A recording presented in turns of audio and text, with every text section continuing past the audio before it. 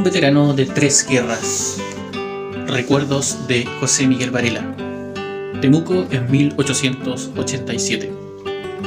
Acompañado de mi asistente Castro, llegué a Temuco tras 4 extenuantes jornadas a caballo. Por supuesto, en Aguijón, mi caballo.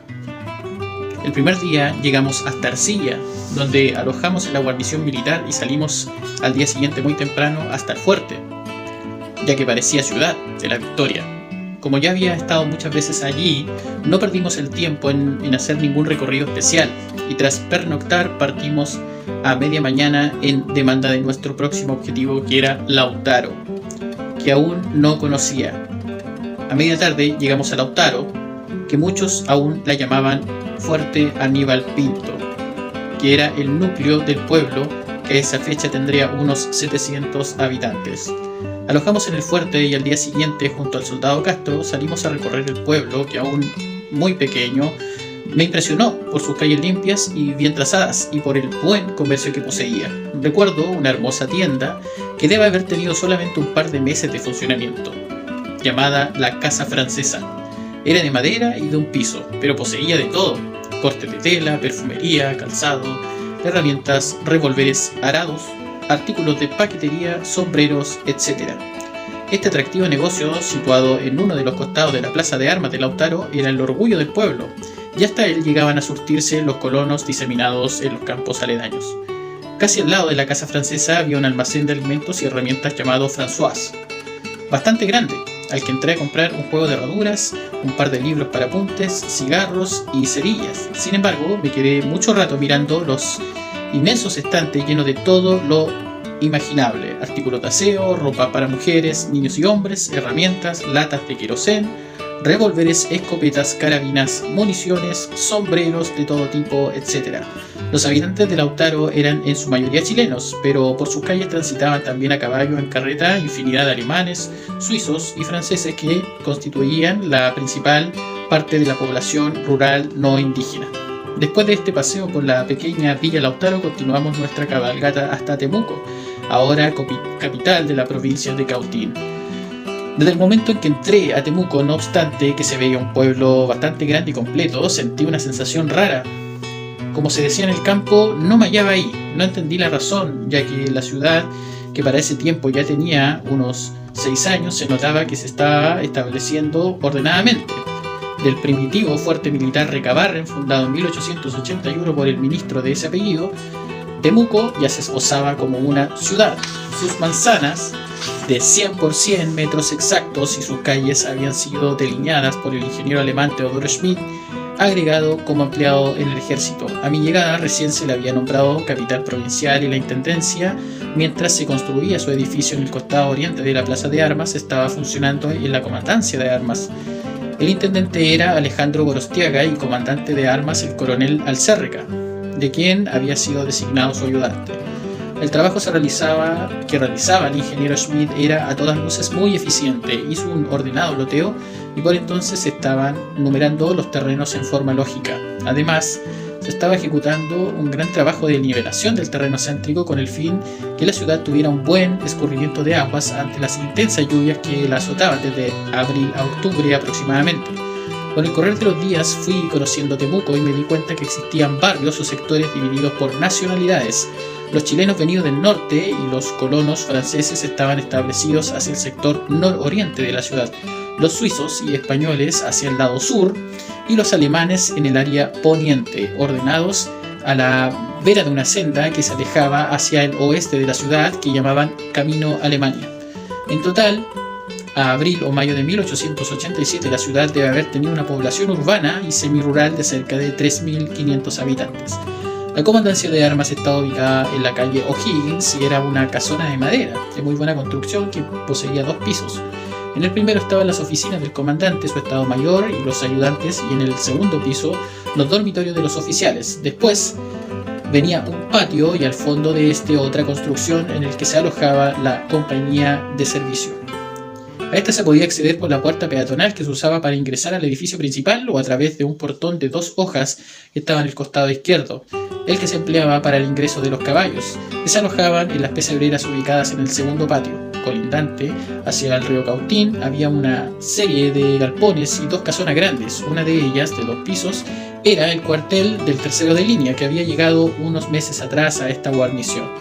Desde el sitio en que uno se encontraba se veía el Cerro Ñelol, en cuya cumbre había otro cuartel apoyado por una batería de campaña Krupp. Desde la cumbre del Ñelol, en una helada noche de junio, observé junto a otros oficiales durante un par de horas la impresionante erupción del volcán Lonquimay, que duró más de 15 días. El gran volcán, en cuyas faldas había estado un par de veces en años anteriores, estalló como un polvorín y no obstante estar situado a unos 200 kilómetros de Temuco, las explosiones se veían nítidas y el cielo estaba alumbrado como por un gran incendio. En estos momentos pensé en el destacamento de Lúzares, que estaba casi en el mismo volcán, aunque después supe que los primeros grandes temblores y ruidos subterráneos inició el despliegue hacia Curacautín. Con el correr de las semanas me fui dando cuenta que ese primer pálpito negativo que tuve al ver Temuco no era errado, de que la ciudad, pese a su orden y creciente prosperidad, era triste y apagada. Cuando digo triste y apagada, no me refiero ni a la vida nocturna ni a los lugares de entretención, que nunca fueron para mí algo importante. Me refiero con ello a semanas enteras de constante lluvia. En invierno hacía que las calles quedaran sin vida a contar de las 6 de la tarde. También el ambiente de inseguridad que se veía por los bandidos y mapuches y por una serie de tugurios en que mataban con alcohol a los indígenas, que desde la tarde hasta bien entrada la mañana deambulaban ebrios por los arrabales del pueblo, dando un triste espectáculo. Cuando los mapuches no tenían dinero para comprar alcohol, nunca faltaba el sinvergüenza que les pasaba unas pocas monedas a cambio de animales, tejidos, provisiones y hasta sus tierras, para lo cual contaban con los solicitos servicios de un tránsfuga que oficiaba como notario, que atendía las 24 horas del día, de lunes a domingo. Pese a la aparente melancolía que inspiraba la ciudad, sus habitantes buscaban diversas formas de entretención. Uno de los motivos más recurrentes para hacer fiestas o tertulias eran los onomásticos de las personas. Sin aviso previo, los amigos del festejado comenzaban a llegar a su casa a partir de las 7 de la tarde, llevando tortas, licores, cecinas y carne mechada. Así rápidamente se iba armando la fiesta. En todas estas reuniones la mayoría de los asistentes eran militares. Por ser Temuco una ciudad que podría calificarse militarizada, a contar de septiembre la entretención se desviaba a la isla Cautín, cercana a la comandancia de armas, donde se efectuaban masivos paseos campestres después del almuerzo. Estas grandes reuniones duraban hasta que empezaba a oscurecer y durante ellos los niños elevaban volantines o jugaban a las bolitas o al trompo, mientras los adultos bailaban los muy de moda valses de Strauss que interpretaba la banda militar del servicio dominical. La gente de mayor alcurnia realizaba paseos similares al Cerro Ñelol. Mi dormitorio, que estaba en el segundo piso de la comandancia, era pequeño para la época. Tendría unos 6 metros de largo por unos 3 de ancho. El mobiliario era de muy buena calidad, pero extremadamente sobrio y triste, y no contaba más que la cama, 2 veladores, un armario grande de 2 puertas y una mesa pequeña con una silla. Muros, cielo, piso, muebles eran todo de madera, lo que constituía un panorama extremadamente monótono, igual que la ciudad.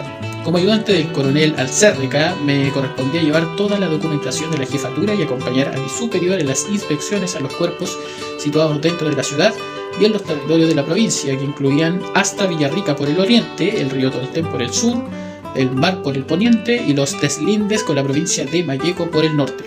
Era una decena de fuertes militares en torno a los cuales se iban agrupando los colonos, que era necesario supervisar constantemente por la baja moral de los soldados de las compañías cívicas que los guarnecían en su mayoría. Recordando nuevamente lo que era la ciudad de Temuco cuando llegué, existían 2 boticas, 6 curtimbres, una cervecería y 6 destilerías. Además había varios talleres de forja, un taller donde se hacían atalajes y un par de fábricas de zapatos a pedido. Durante meses, un centenar de mapuches al mando de capataces chilenos trabajó en el despeje y nivelación de la plaza de armas y las calles aledañas, desmontando grandes troncos, restos de los gigantescos bosques que hasta pocos años cubrían ese valle. Desde el río Cautín traían carretas con ripio y arena para formar la base de las calles, evitando así que se empantanaran con las lluvias. Hablando de mapuches, tengo nítido el recuerdo de aquellos que llegaban por las mañanas de sus campos a vender sus productos a la ciudad y que vadeaban el Cautín en una gran balsa operada por la intendencia. Traían verduras, hortalizas, gallinas y huevos que llamaban la atención por su color azul, que eran característicos de las razas de gallinas araucanas. Estos productos los entregaban en los almacenes y también los vendían directamente en una explanada que había 3 o 4 cuadras al sur de la plaza de armas. El transporte de huevos era muy divertido, ya que para evitar que se rompieran tenían largos trozos de tela que ellos mismos hilaban, como de medio metro de ancho por unos 10 metros de largo. Ponían un huevo, lo enrollaban, hacían una amarra y luego el otro huevo, formando así unos rosarios gigantes de 7 u 8 metros que transportaban entre 2 mujeres.